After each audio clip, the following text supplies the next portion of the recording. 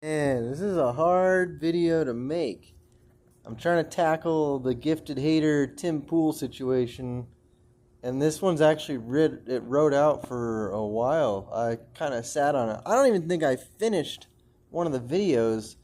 I ended up, there's so much political stuff going on that I just dropped it, and each uh, each video pertaining to this topic is 30 minutes, which is ridiculous for skateboarding. So we're way off topic just to start. The difference between myself and Gifted Hater is that Gifted Hater is himself. He does a good job at just like shredding some situations up, but in a good way. And myself, I don't know if I'm going to be much. I'm not very good. I can't afford to hate too much. I've got to be real careful and concise. The only way I can think to tackle this argument would be that the only insight that I can bring to this is that I've actually worked on $1 million homes.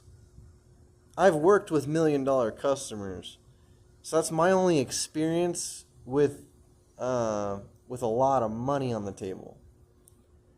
And it's really weird when you get to mess with people that have that much money. And that's kind of part of the reason why I'm even into politics. If you go through my channel, it's all politics right now. And that's just because there's the election and there's a lot of stuff going on. I'll eventually drop that. I don't know what my deal's going to be. I'm going to do whatever I do, and you either show up to see me skate if I do skate or not, and it'll be what it is. And that's my take on sexuality and skateboarding, is that if you want to get famous for your sexuality, that's one thing. If you want to get famous for your skateboarding, that's another thing. It would be different if you got famous for your skateboarding and then we later find out that your sexual preference the same way Brian Anderson did. That's respectful.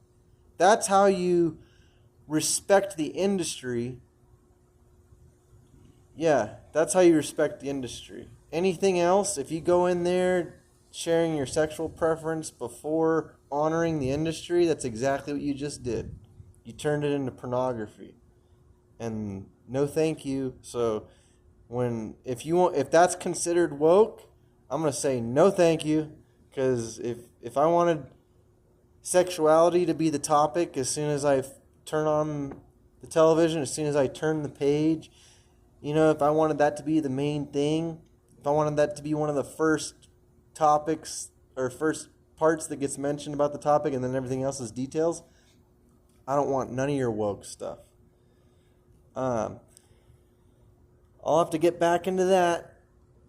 But I've actually worked with $1 million customers, so I have some familiarity with dealing with individuals who have insanely large bank accounts. And you have to give them respect.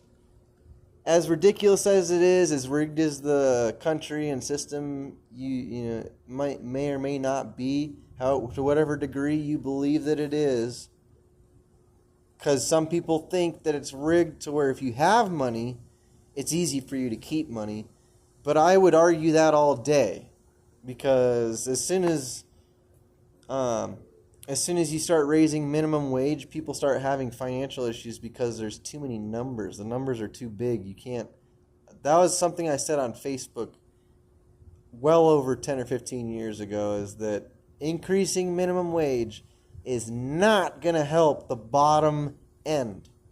Because if you're on the bottom end, you're showing that you don't have education.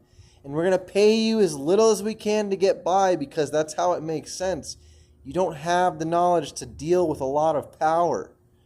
So when you come in and you override that and you say, let's put a bunch of money down at the bottom end because minimum wage just needs more money, You can't do that. You need to. There's other adjustments to make. You can't purely. I mean, sure, the money could go up, but you can't purely do that. I want to say it almost can't go up. There's some other way to. You have to leave things alone as long as possible. Otherwise, the inflation occurs, and then the numbers on the bottom end up in the thousands, and no one knows how to deal with that many zeros, that many placeholders. They can't do it. So on that note, the fact that there's so many place values, so many decimal points, and all of that, it is not. You cannot sit there and say, oh, you could just hand over, $1 million to anybody and they're going to be able to make do with it and have it last and keep, make a name for themselves and maintain that amount of money or do well with that money at all. Because it's like being at the casino. Casino is just fast paced. You can win a bunch of money at the casino and you can lose a bunch of money at the casino all in the same visit.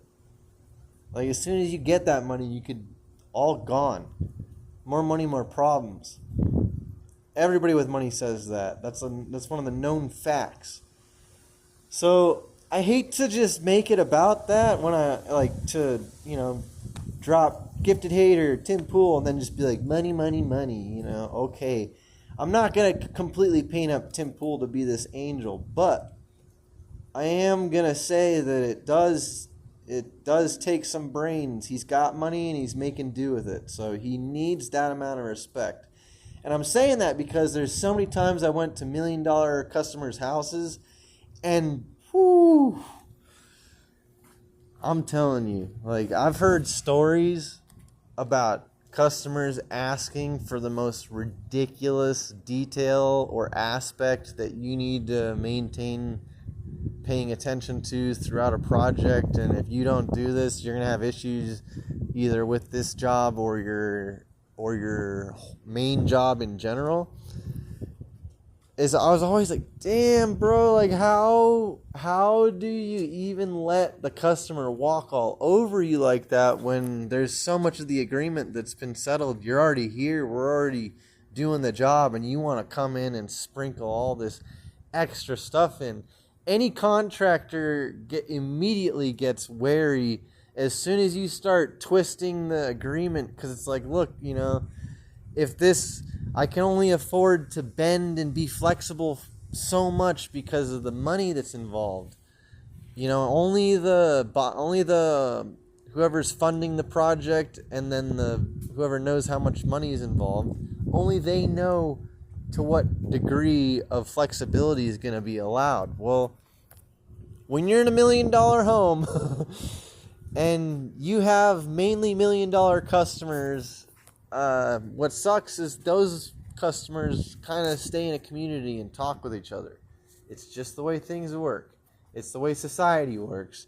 People, it's a tested theory that in a small group of people, if you got like 10 people and 2 people know something, and then you pin the individuals against the 2 people that have knowledge over the individuals, the people that have the knowledge over the individuals will always win the game no matter what. I forget what that game that everybody's been playing is, where you're supposed to figure out who the imposter, and maybe is that the name, imposter? You have to figure out who the imposter is. Well, in this case, there's 2 imposters. So rich people roll like that, and that's just the way, I don't know, that might explain life and society as we know it right there. It's just that situation. It sucks. Because skateboarding is about the individual. Skateboarding is not about, collusion and people hiding knowledge from each other, but if you ask me, that's how I feel about Footprint. Footprint is safeguarded knowledge, gate-kept skateboarding. That's an example right there. If you want to, it's not in stores. Oh, it never sells. What, dude? Are you kidding, man? That's a health issue. Wow.